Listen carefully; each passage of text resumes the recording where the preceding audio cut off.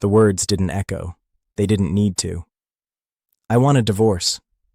My wife, Marissa, stood in the middle of our kitchen, the same kitchen where we danced barefoot at midnight 15 years ago, where our daughter had taken her first wobbly steps, where Sunday pancakes had once been sacred. Her hands were folded, calm, composed. Then she added the part that hollowed me out. You can only speak after I finish. Like I was a defendant, like she was the judge. I stood there gripping the back of a chair, the smell of burnt coffee in the air, and watched the woman I had built my entire adult life around dismantle it in carefully prepared sentences. I'm unhappy. I've been unhappy for years. You're a good man, but I need more. I need to feel alive again. Alive. As if I'd been suffocating her. She talked about lost spark, emotional disconnect, growing apart. Therapy she considered but knew wouldn't fix it.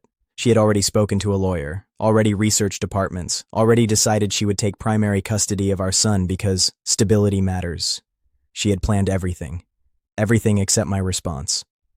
When she finally stopped talking, she looked at me like she expected anger. Maybe begging. Maybe bargaining. Instead, I asked one question. Is there someone else? Her eyes flickered, just for a second. No, she said too quickly. This isn't about another person. This is about me. That was the moment I knew, because when someone tells the truth, it doesn't rush out in self-defense. The next few days were strange. She was lighter, freer, on her phone more often, smiling at texts she angled away from me, staying out late, to clear her head. I didn't argue. I didn't plead. I watched, and I waited. On Thursday, she said she was meeting her book club. Funny thing was, our book club had dissolved a year ago. Everyone too busy. I nodded. Have fun. She hesitated, almost disappointed by my calm. An hour after she left, I logged into the shared family tablet, the one she used when her phone died.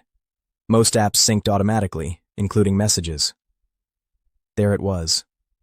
A name I recognized. Ethan. Her, just a coworker.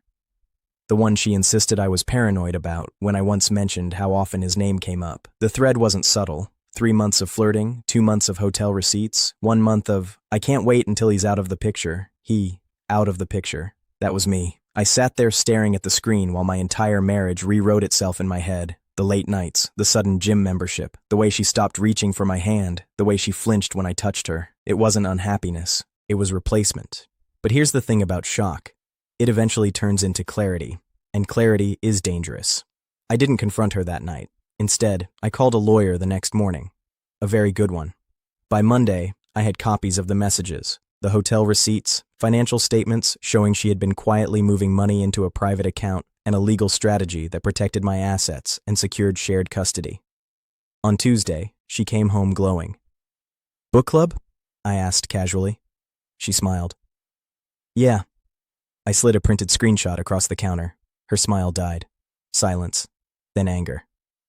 You went through my things? Our things, I corrected calmly. The family tablet. She tried denial, then justification, then tears. It just happened. I didn't mean for it to go this far. You were emotionally distant. I felt invisible. There it was. The script.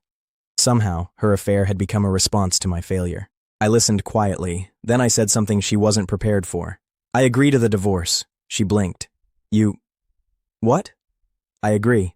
I handed her the folder. Inside were legal documents, custody arrangements, financial protections, evidence, enough to ensure the court would see exactly why this marriage was ending. You wanted this, I said. I'm just finishing it properly.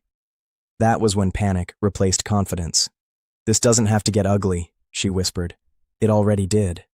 The next weeks were cold, clinical, efficient. Her lawyer tried to negotiate. Mine had the leverage. Affairs don't play well in custody discussions. Money transfers don't look good either. In the end, we settled. Shared custody, assets divided fairly, no alimony. And Ethan, he disappeared the moment things became real. Turns out he liked secrecy, not responsibility.